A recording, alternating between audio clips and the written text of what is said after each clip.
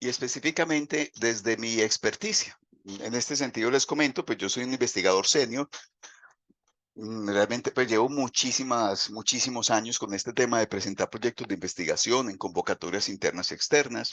Y además soy el editor de la revista de la Escuela de Filosofía, por lo que por este cargo que yo tengo, pues digamos que me volví un experto en el tema del manejo de normas citacionales y de temas de derecho de autor.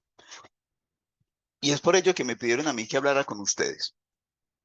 Vamos a hablar, yo tenía pensado como tres temas. Vamos a ver si los alcanzamos. El primero es darles un tips a ustedes de de dónde está el principal error en los proyectos de investigación.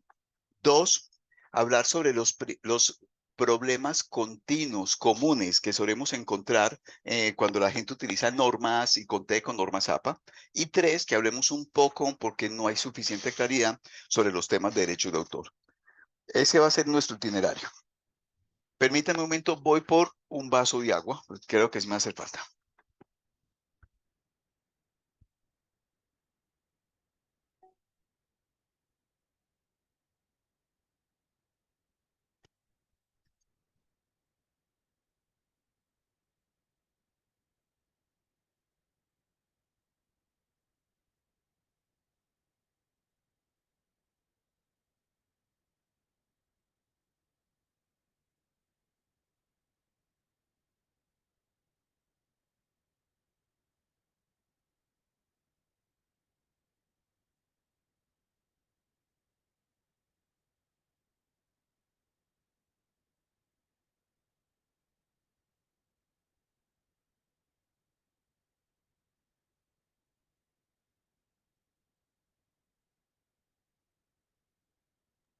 Profe, tiene cerrado el Digas, micrófono. ah, ¿quién yo lo tengo? Ah, no, ¿Cerrado? ya. Perdón. Vale, listo. Bueno, les estaba comentando, voy a partir de lo siguiente, ¿qué es un proyecto de investigación o un proyecto de trabajo de grado? Es un documento que organiza, es un documento que planea, es un documento que le está diciendo a unos expertos cómo es el rumbo de lo que ustedes quieren hacer. La utilidad de un proyecto de trabajo de grado es que concentra los esfuerzos de graduando en una serie de actividades que alguien con más experiencia les va a decir si ese itinerario es correcto o no es correcto. Si no existiera ese proyecto de trabajo de grado, pues la gente terminaría difundiendo sus ideas, terminaría perdiéndose en el mar del conocimiento. Ahora, ¿qué es lo más importante de un proyecto de trabajo de grado o un proyecto de investigación? Realmente todo es importante, pero es que, ojo, que la pregunta fue, ¿qué es lo más importante? Y lo más importante, a mi modo de ver, es la pertinencia, la claridad y la coherencia de tres cosas: título, objetivo general y problema. Repito, lo más importante de un proyecto de investigación, tanto que ese es al que se le da más puntuación, es la pertinencia, la, la claridad y la coherencia entre tres cosas: el objetivo, el título y la pregunta o problema. Y yo creo que ahí es donde fallan la mayoría de los trabajos de grado. Porque de pronto hay algunos trabajos de grado que plantean un título, un objetivo y un problema que no son pertinentes, ya sea porque ya se resolvió el problema, o ya sea porque es un problema muy pequeño, o ya sea porque es un problema demasiado grande. Segunda hipótesis, hay trabajos que fallan en este asunto porque al momento de redactar el título, el objetivo y el problema, lo redactan de forma ambigua.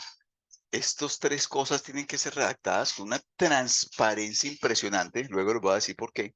Y el tercer caso es que estudiantes presentan un objetivo hacia una línea, un título hacia otra línea y un problema hacia otra parte. Entonces, en vez de haber coherencia entre los tres, lo que hay es tres procesos investigativos: el que promete el título, el que promete el problema, el que promete el objetivo general. Yo me voy a centrar en este tercer aspecto, porque es algo muy común en los proyectos de trabajo de grado. Y les voy a dar un truco un truco de cómo redactar bien estos temas. Y se los voy a poner con un ejemplo concreto.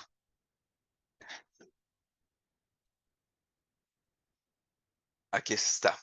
Vea, este es de un proyecto de investigación que yo acabo de ganar eh, y con el que vamos a financiar varios procesos dentro de la Escuela de Filosofía. Y quiero que lo tengan, analicémoslo bien. Y usted mismo me van a decir si les parece que esto es, repito, pertinente, claro y coherente. Empecemos, Joaquín, ¿por qué no me lees el título? Hola, profe, buenos días. Bueno, Buenos título. días. Los conceptos de ontología de los negocios y alineación temporal como detonantes de las patologías depresivas que surgen en el Homo economicus en el marco de la sociedad occidental contemporánea. Perfecto, Joaquín, muchas gracias. Alejandro, ¿por qué no me ayudas con el objetivo general? Eh, Objetivo general, establecer la relación entre los conceptos de ontología de los negocios y alienación temporal, perdón, con las patologías depresivas que surgen en el Homo economicus en el marco de la sociedad occidental contemporánea. Perfecto, muchas gracias, Alejandro. Hugo, buenos días. ¿Me ayudas con el problema de investigación?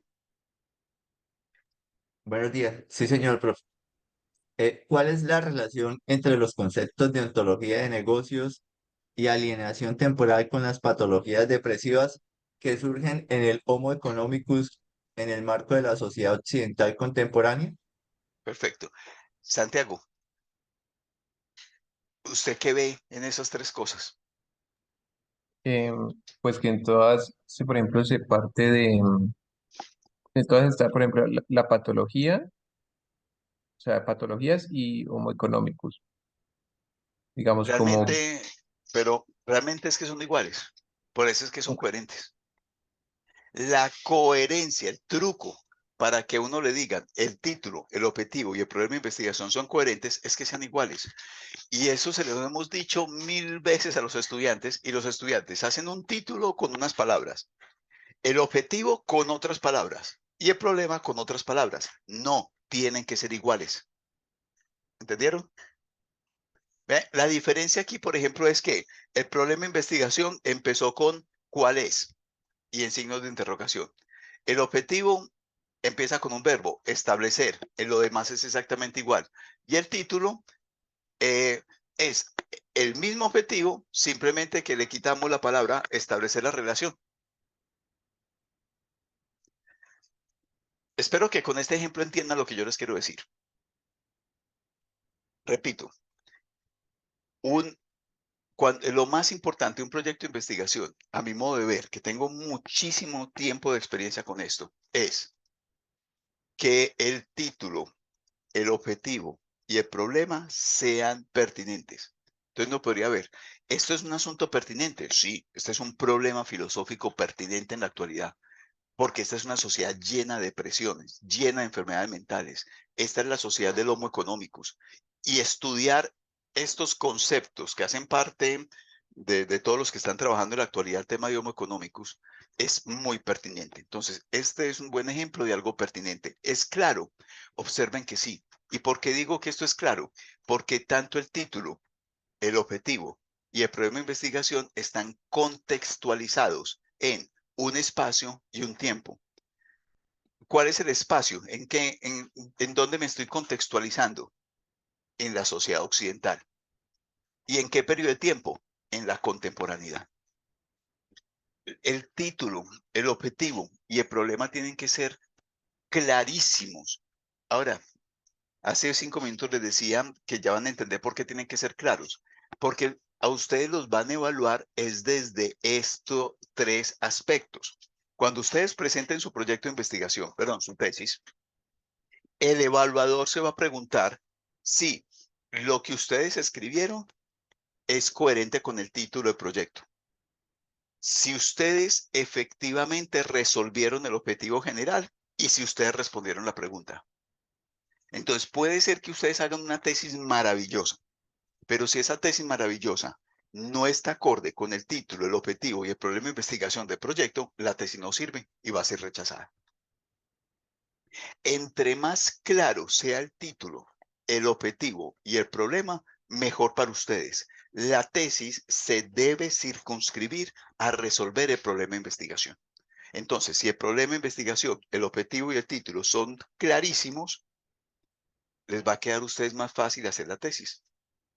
Si el título, el objetivo y el problema son difusos, son demasiado amplios, no son completamente transparentes, el evaluador les puede exigir cosas que tal vez ustedes no habían pensado, porque el problema no fue redactado de forma transparente. Entonces, eso es lo que yo quería dejarles a ustedes muy claro del primer asunto, sobre un tips para cuando ustedes presenten proyectos de investigación. Y el tips es que el título, el objetivo y el problema sean exactamente iguales, que tengan los mismos conceptos, que tengan las mismas palabras. La única diferencia es que el objetivo general empieza con un verbo en infinitivo y el problema de investigación empieza con con una, con una cuestión con signos de interrogación. ¿Qué, cuándo, qué, cómo, dónde? Esa es la única diferencia. Lo demás son exactamente iguales. Y que no se les olvide, el título, el objetivo y el problema tienen que ser pertinentes, claros y coherentes. Sobre este primer aspecto, ¿hay alguna pregunta? Profe, esto Sí, Alejandro. referente a esas tres categorías, digamos, ¿cuál sería la relación con la hipótesis? Bueno, la hipótesis, bueno, em, digamos que la hipótesis es algo que ya está en desuso.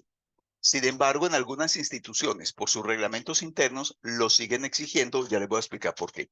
La hipótesis en las ciencias duras es muy valioso porque las investigaciones en ciencias duras suelen costar demasiado dinero. ¿Quién va a invertir demasiado dinero en algo que no se sabe bien si va a llegar o no a buen término? En las ciencias duras, la hipótesis es necesaria, es fundamental para recaudar fondos. En las ciencias sociales, la hipótesis está en desuso, porque uno en las ciencias sociales es más abierto, es más abierto a qué va a encontrar. Y uno no puede comprometerse tan fácilmente como si en las ciencias duras a tener un resultado. Sin embargo, por la influencia de las ciencias duras en las metodologías de investigación, es que en algunas instituciones, como en la nuestra, se exige una hipótesis, pero reitero, la hipótesis está pensada para las ciencias duras, no para las ciencias humanas y ciencias sociales, pero no lo exigen, porque seguramente el que redactó todos estos manuales de investigación eran de ciencias duras, entonces dijeron, es necesario un acápite de hipótesis. Pero, repito, eso está en desuso en muchas instituciones, porque realmente en ciencias sociales y ciencias humanas yo no me puedo comprometer tan fácil con un resultado. Pero entonces, ¿cómo les sugiero a ustedes que redacten de hipótesis cuando se las exijan? Muy fácil. Es, ¿cuál cree usted que va a ser la respuesta al problema de investigación, pero redactándolo de forma tal que ustedes no den duda a que ya saben la respuesta, porque entonces, ¿para qué iba a investigar? Mm, a ver, se los digo con otras palabras. Si les exigen la hipótesis sería en 1 o 2 párrafos responder el problema de investigación, pero siempre dejando en claro que ustedes no están seguros, que no sabemos si eso es efectivamente lo que se va a encontrar. Yo como suelo redactar entonces las hipótesis con condicionales o con palabras como tal vez, es posible. Me coloco un ejemplo. Eh, hipótesis de este problema de investigación. Entonces yo escribiría algo así como lo siguiente. Atendiendo el significado que la academia contemporánea le ha dado a los conceptos de ontología de los negocios y alienación temporal, sería posible suponer que las patologías depresivas han surgido en la sociedad occidental contemporánea cuando al sujeto se le obliga a portarse como un homo económicos. Sin embargo, también habrá que tener en cuenta que no todas las patologías depresivas suceden directamente de estos conceptos en la actividad de los económicos, porque también habría que tener en cuenta otros factores biológicos, ambientales, etc. Yo lo redactaría así. Observen de la forma en como yo lo redacté, ¿cuál es la clave? No me comprometo 100%. Por eso digo, podría suponerse. Lo más probable es que. Y de esta manera, pues, se puede redactar la hipótesis sin que genere un sesgo. Esta es la palabra, sesgo. Porque si yo me obsesiono en demostrar la hipótesis, ya vicié el proyecto de investigación. ¿Está claro? Sí, profe, gracias. Vale. Ahora quiero pasar a un segundo asunto. Otro error muy común que estamos viendo en los trabajos de grado. Y por eso era que se me pidió que yo hablara de este tema. La cita. Los estudiantes están cometiendo graves errores con el trabajo de grado. Y quiero dejar en claro un aspecto. Si ustedes cometen un error al momento de citar, fácilmente esto se llama plagio. Si ustedes cometen plagio, se les acaba la vida académica de hoy en adelante.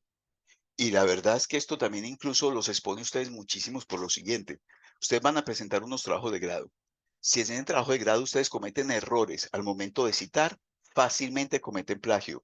Y ese trabajo de grado es un documento público que está en la biblioteca. Cualquier persona puede descargarlo. Aunque ustedes digan no permito que lo descarguen de la web, alguien puede ir a la biblioteca, como es un documento público, y pedir copia mediante un derecho de petición de su trabajo de grado. Imagínense en que un enemigo de ustedes, en sus lugares de trabajo, va a la biblioteca de la UIS, pide su trabajo de grado y pasa el trabajo de grado por los software antiplagio y detecta que ustedes cogieron una frase de Pedrito Pérez, cogieron un párrafo de María Pérez y no lo citaron. ¿Qué va a hacer el enemigo de ustedes con esa información? Que es para proceso disciplinario y fácilmente puede ser también un proceso penal, porque esto no es solo una falta administrativa, también es delito, porque está violando la propiedad intelectual. Esto es muy serio, muchachos, porque cualquiera puede ir a sus trabajos de grado y verificar si ustedes cometieron plagio o no. ¿Y qué puede hacer esa persona con esa información? Destruirlos. Por eso siempre digo a los estudiantes, por favor, no crean que esto es secundario. Me pasó hace 2 semanas en una sustentación de un trabajo de grado, del que yo le dije al estudiante, oiga, usted no cita sus fuentes y usted no las cita correctamente. Y me dijo en la sustentación este muchacho que esos son temas secundarios y de forma, que lo importante es lo que se dice. Yo le dije, hermano, con todo respeto, usted sigue pensando así va a terminar en la cárcel. O sea, ¿quién le dijo que coger una frase de alguien y ponerlo en un párrafo sin citarlo y luego citándolo 2 o 3 frases después resolvió el problema? No, es plagio. Yo le decía al estudiante, ¿usted cree que estas cosas son formales? Le dije, usted se va a ganar un problema en su vida, el hijo de puta. Yo le dije así. Y quiero que aprendan ustedes de esto. Porque muchas veces los estudiantes suelen decir, uy, profe, no, es que sí, fue un error de forma. Citar mal no es un error de forma, es un tema de contenido. ¿Y cuáles son los principales problemas que yo veo cuando los estudiantes citan? Vamos directamente al grano. Vamos a colocar un libro. Le voy a colocar un libro. Bueno, yo tengo aquí un ejemplo.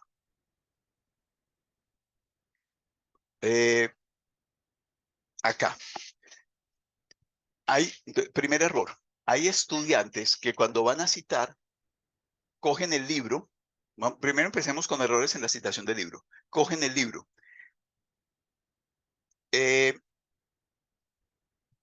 ¿Cuál es el año que debe ser citado acá? Ustedes mismos díganme. 2019, profe. 2009, 2009. profe. No, 2009, profe. no, 2004. no. 2013, profe. Exacto. Uno cita la versión del libro que uno efectivamente consultó. Observen algo. Vean, si aquí no tengo como. Observe, la primera edición en alemán fue en el 2004, pero usted no está consultando la versión en alemán. La segunda edición en alemán fue en el 2009, pero es que usted no está consultando la segunda versión en alemán. Trota en español, vean la información que uno extrae de esa carátula. Trota, la editorial Trota en español, sacó en el 2004 una versión en español, otra en el 2009 y otra en el 2013. Y la traductora, que es Pilar López de Santamaría, registró los derechos de autor en el 2004. Esto significa que usted está consultando un libro en español del 2013. ¿Cuál es lo que debo citar? El año del libro que efectivamente estoy consultando, 2013, que es una reimpresión de la edición del 2009. Pero reimpresión no significa que son las mismas páginas. Resulta, muchas veces, me atrevo a decir que casi siempre, cuando una editorial reimprime, cambia la paginación. Y por eso es que uno tiene que ser muy claro. Esta idea está en este libro de Habermas del 2003 en la página 88. Y seguro, si alguien va a la edición del 2009 de la editorial Trota, eso no va a estar en la página 88. Tal vez esté en la página 86. ¿Cuál es el principal error que yo veo en estudiantes? Que creen que tienen que citar la primera edición del texto en su idioma original. Y he visto estudiantes que me citan la 2004. Y entonces yo les digo, oiga, ¿usted habla alemán? ¿Spreche Deutsch? ¿Du sprichst Deutsch? Y me dicen, no, yo no hablo alemán. Entonces, ¿por qué mierda me está citando una edición en alemán si no sabes alemán? Ah, profe, es que uno debe citar la primera edición en su idioma original. No, uno cita el texto que efectivamente está consultando. Ese error lo veo mucho. Dos, hay otros estudiantes que cuando citan, por ejemplo acá, no citan el último año, que es el que indica el año de este libro. Entonces citan, por ejemplo, 2009, y yo consigo las ediciones, yo soy muy bueno con los textos, yo consigo la edición y él dice que eso está en la página 88 de la edición del 2009 y no. Yo le digo, aquí no está, eso es plagio. Si no está, es que no es plagio. Entonces, ay, profe, es que yo consulté una reimpresión del 2009. ¿De qué año era la reimpresión? Del 2013. Entonces, cite 2013, página 88. Hasta- ¿Les entendieron estos errores comunes? Sí, Sí, sí. señor, profe. Repito, la regla de oro. Citen citen el texto que ustedes efectivamente están consultando para evitarse problemas. Ahora, eh, si ustedes quieren, por ejemplo, en APA, dar la información al lector de cuándo fue la primera edición del texto en su idioma original, vean cómo se hace en APA. Vamos al caso, ejemplo de sexta edición inventado. Vean, por ejemplo, Heidegger. Bueno, ese es así como está en la bibliografía. Heidegger M, 2000, significa que yo consulté la edición del año 2000 en español. Tiempo y ser, que así es como se tradujo al español en esta versión. Y entre corchetes pongo 1927. ¿Eso qué le quiero decir con eso al lector? Que en alemán la primera edición de este libro fue 1927. Pero esto es opcional. También hay otra forma de hacerlo, poniéndolo al finalizar. Es decir, Tiempo y Ser, segunda edición, J. Garrido y P. López Traductores, Madrid, Tecno, y entre corchetes puedo decir original publicado en 1927. Cualquiera de las dos formas es válido si ustedes quieren dar la información de cuándo fue publicado originalmente, pero no es obligatorio. Vean entonces, lo que está en negro es obligatorio. Lo que está en azul es obligatorio si hay más de una edición o si hay traductores. Y lo que está en rojo es opcional. Aquí también veo otro error en los trabajos de grado. En el mundo académico, en el mundo científico, se exige que se indique quién es el traductor del texto. Y muchas veces los estudiantes me dicen, y profe, ¿por qué? Porque es que el traducir es una cosa muy valiosa. Es que si traducir fuera fácil, dos libros del mismo autor, pero con diferente traductor, tendrían que ser iguales. Y no, lo que uno ve es que un libro, si tiene dos traductores, las dos versiones son completamente distintas. El traductor determina el sentido de la palabra. Es que hay traductores buenos y hay traductores malos. Hay ediciones buenas y hay ediciones malas. Y uno como científico tiene que buscar la edición buena del traductor bueno. Por eso es que entonces se exige en el mundo académico de alto vuelo, de maestría y doctorado para arriba, que se indique el traductor. Porque es que traductores buenos hay traductores malos. Entonces, reitero, observen en la diapositiva. Lo que está en negro es obligatorio. Lo que está en azul es obligatorio si hay más de una edición y si hay traductores. Y lo que está en rojo es opcional. Listo. Otra cosa que quiero que tengan ustedes presente es que existen dos tipos de citas. Existen dos tipos de citas. La primera cita se llama cita directa, que es cuando yo tomo texto que sea de más de 3 palabras.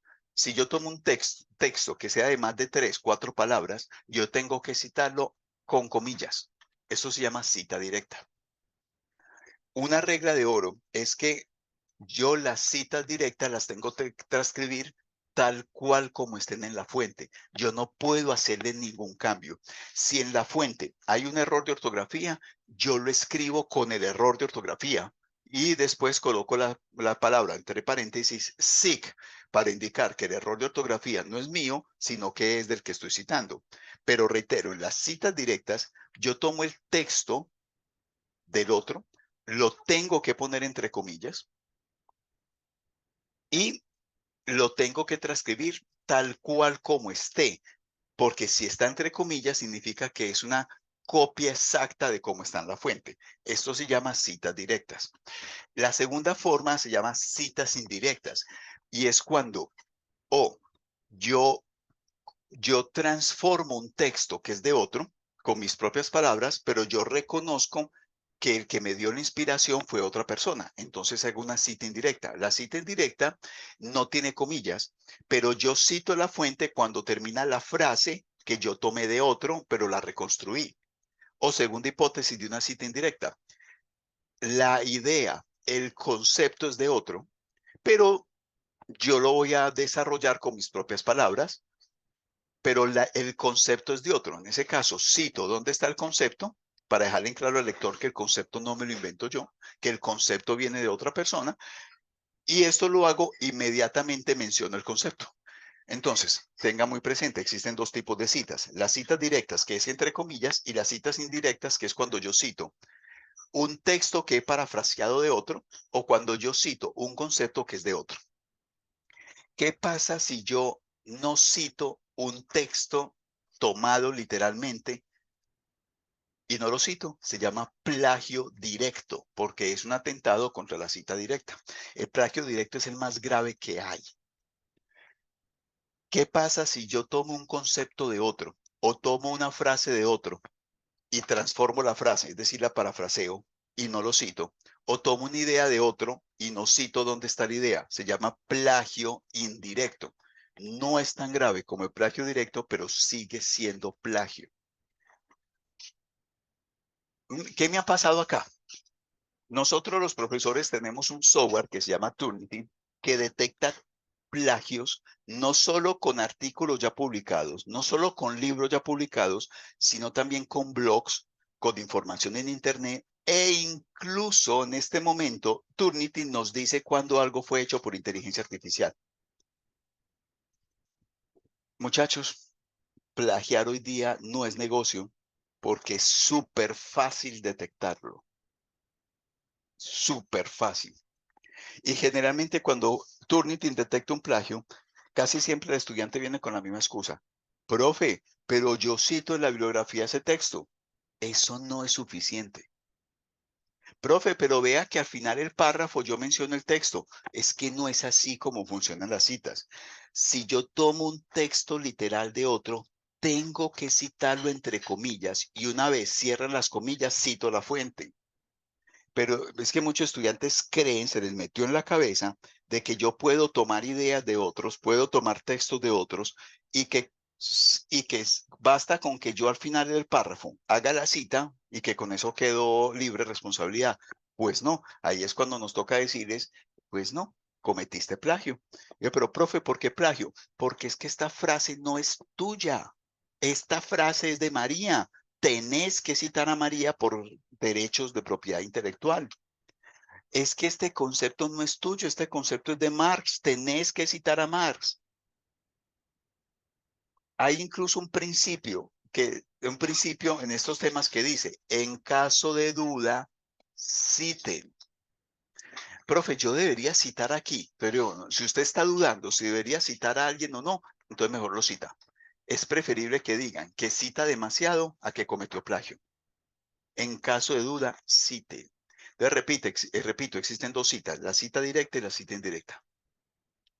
La cita directa es entre comillas y tiene que ser transcrito literalmente y se cita inmediatamente, cierra las comillas.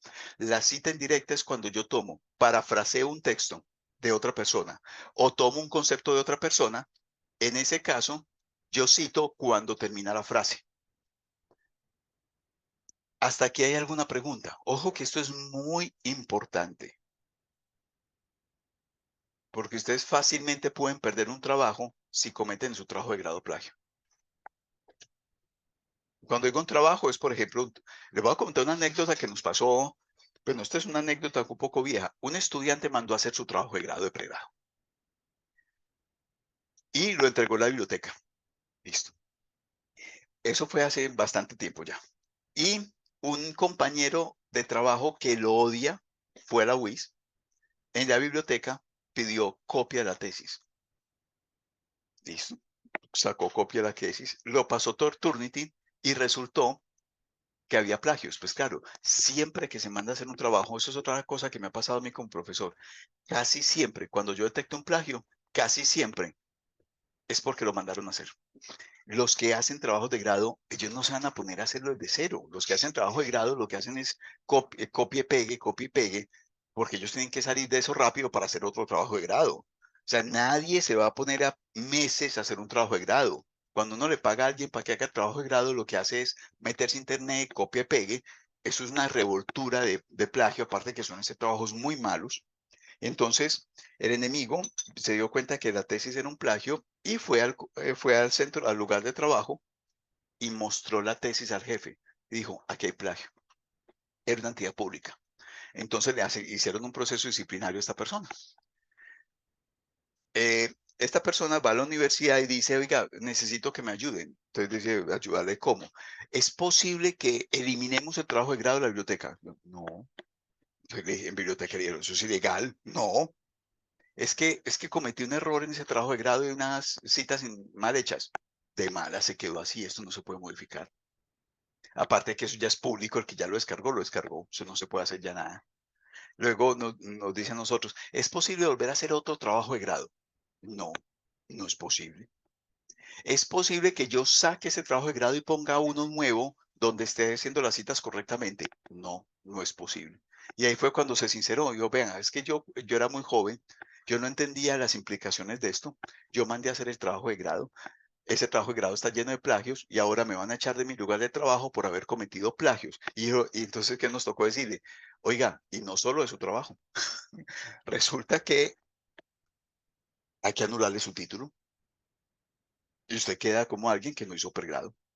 Habrá que anularle el título. Ayer yo creo que ese muchacho se dio cuenta de la importancia de citar bien.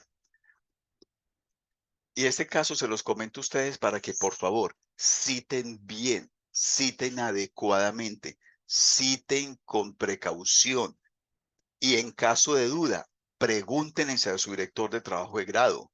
Es importantísimo que ustedes manejen muy bien este aspecto. ¿Hay alguna pregunta hasta acá? Eso sí, profe, yo tengo una. Dime. Por ejemplo, si yo estoy trabajando una obra en otro idioma, Sí, eh, pues yo cómo haría una cita directa, es decir, hago la cita directa en el idioma original sí. y Bueno, pongo, por ejemplo, la traducción si es propia, ¿cómo pongo esa traducción si es propia? muy buena pregunta. Tienes dos opciones.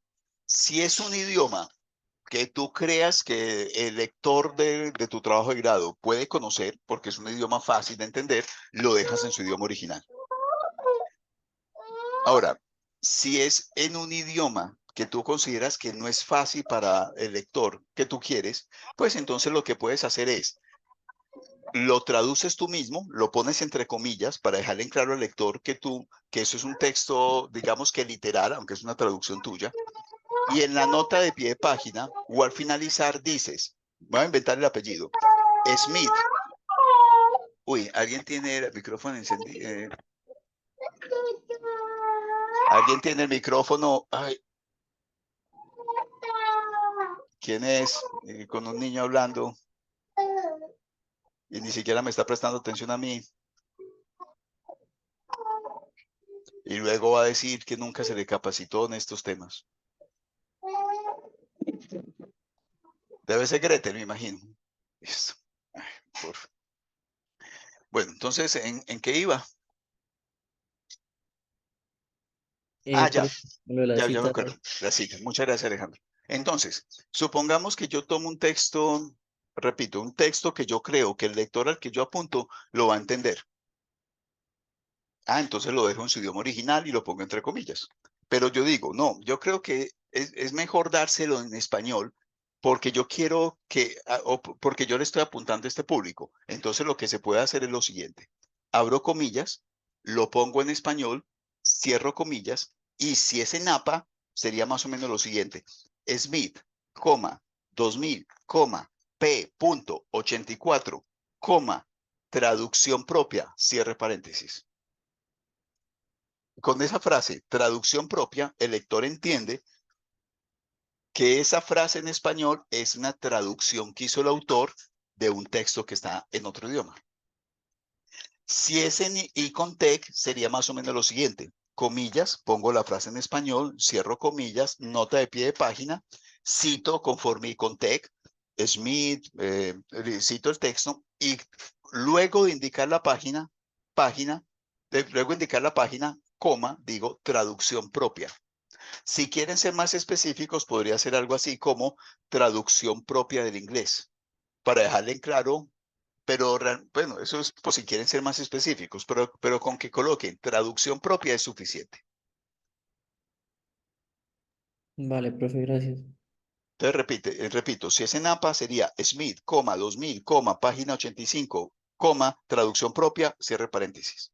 Si es en Icontec, se cita nota de pie de página, se cita Smith, página 85, traducción propia, punto seguido. ¿Qué otra pregunta tienen sobre temas de citación?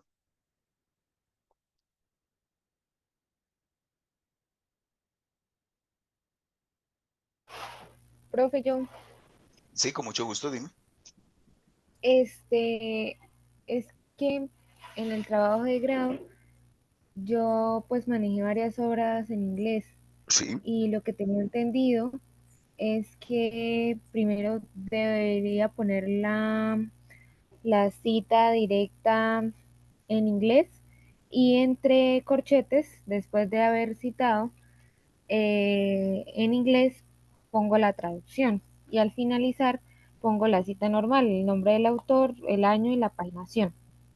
No, yo no recomiendo esa forma porque implica muchas más palabras. Y en la actualidad, cuando uno publica, uno le cuentan el número de palabras. Entonces, si uno lo hace como tú dices, que es válido, o sea, lo que tú dices Sí. es correcto. El problema es que implicaría, si las citas son 150 palabras, más la traducción sean unas 170 palabras, entonces, ¿cuánto tendríamos? 320 palabras. Y si a mí me dicen, el artículo no puede exceder de 7.000 palabras, imagínate, ya estoy gastando palabras. Entonces, por eso es que, especialmente en textos que tienen un número limitado de palabras, lo que se suele hacer es lo que yo te digo. Lo coloco en español directamente, pero le aclaro al lector que la traducción la hice yo. Y así no serían 320 palabras, sino solo 170. O sea, después de citar se pondría traducción propia. Exacto. Sí, siempre. Para dejarle en claro al lector que la traducción la hice yo. O lo que también se suele hacer hoy día, como hoy día se presupone que casi todos los académicos saben inglés, pues uno deja el texto en inglés. Ay, pero es que los lectores no saben inglés. Y digo, pero bueno, ¿a qué lector le estás apuntando? Si estás apuntando a un lector especializado, ten la seguridad que un lector especializado te maneja el idioma del autor. A ver, se los intento colocar un ejemplo. Supongamos que ustedes quieren escribir sobre Aristóteles y el lector al que ustedes le apuntan es los expertos en Aristóteles. Entonces uno se pregunta, ¿debo citar esta frase del griego? ¿Debo traducirla al español? Yo diría, no, ¿para qué? Pero es que, profe, no todos hablan griego antiguo. Pero es que tú a qué lector le estás apuntando. Al aristotélico experto, ¿cierto? Sí, un aristotélico experto sabe griego. Si no, no puede ser experto.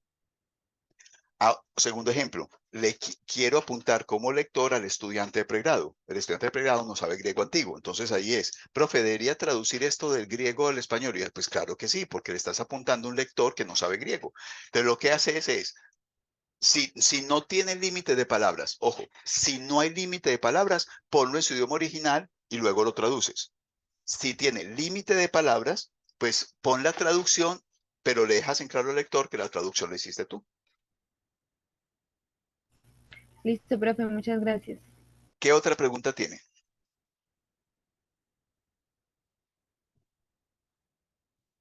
Bueno, entonces yo creo la verdad, se me permite muchachos, el mayor error que yo veo cuando evalúo trabajos de grado y encuentro problemas de citación, el mayor error que yo suelo encontrar es que el estudiante no le presta la suficiente atención que merece el tema de las citas y cree que esto es un tema secundario cuando realmente es importantísimo. Si cita mal, lo más seguro es que hay plagio. Si cita bien, la persona se salvaguarda, se protege de problemas a futuro. Y entonces, ¿cuáles son mis sugerencias? Primera, que el título, el objetivo y el problema sean casi que idénticos. Segunda sugerencia, que en caso de duda es mejor citar. Tercera sugerencia, si van a citar un texto, lo ponen entre comillas sin hacer modificaciones al texto. Esto también me ha pasado a mí, que a veces yo veo una cita y digo, esta cita me suena rara. Voy a la fuente original y me doy cuenta que la fuente original está de una manera y el estudiante lo tomó de otra, pero lo pone entre comillas. Y yo digo, qué pena, así no está textual. Y el estudiante me suele decir, profe, pero es que si yo lo ponía como estaba textual, sonaba raro en la manera como yo estaba redactando. Le digo, no, si tú citas entre comillas, tiene que ser textual, tal como está en la fuente original. Uno no puede modificar ese texto si lo pone entre comillas. Entonces yo más bien le diría al estudiante, más bien entonces parafraselo, pero cítelo de todas maneras. Entonces, en vez de, si lo que yo quiero citar no encaja del todo con la redacción y la gramática que yo vengo utilizando en mi trabajo de grado, pues entonces parafraseo. Tomo la idea, pero la pongo en mis palabras. Pero en este caso, cuando termine la frase, inmediatamente cito para que el lector sepa que esa idea no es mía, es de otra persona, lo que es respetar sus derechos de autor. Otro consejo que les doy, porque se me está volviendo muy común esto. Bueno, y también tienen que tener, bueno, es que son miles de cosas, me recordó. Una, he visto que hay algunos estudiantes que están presentando sus trabajos de grado con software de citación. Y yo la verdad, casi todos los software que prometen que les van a hacer ustedes las citas funcionan muy mal. El peor de todos es Word. El peor de todos es Word. No, Word tiene esa función que si yo meto los datos bibliográficos, Word me hace la cita en el formato que yo le diga. Pero Word es malísimo. Y puedo colocar un ejemplo de por qué no deben confiar en Word. Supongamos que ustedes están citando un texto de María Pérez de 1999 y van a citar otro texto también de María Pérez de 1999. La regla Zapa dice que en ese caso, si uno cita algo de María Pérez, sería paréntesis, Pérez, 1999 A. Y el segundo texto se citaría, paréntesis, Pérez, 1999 B. Para dejar en claro que María tiene dos textos el mismo año, pero son dos textos distintos. Uno es el A y el otro es el B. Word no reconoce eso. Y si ustedes tienen dos citas de María Pérez, dos libros de María Pérez del 99, los dos los cita como 1999. Y eso les va a generar un problema grave al momento de la evaluación. Incluso Sotelo, OneNote tienen problemas. Yo prefiero hacer las citas a mano porque esos software suelen tener problemas. Les voy a colocar otro ejemplo que OneNote no detecta. Si ustedes están citando un texto de María Pérez del 99, pero también van a citar un texto de Mario Pérez del 99, diría, son dos textos distintos. María, Mario, los autores son distintos. En casi todos los software de citación, como ellos solo colocan la inicial Pérez M, para todos los software de citación es el mismo texto. Y va a pegar una enredada. Yo prefiero hacer esto manual.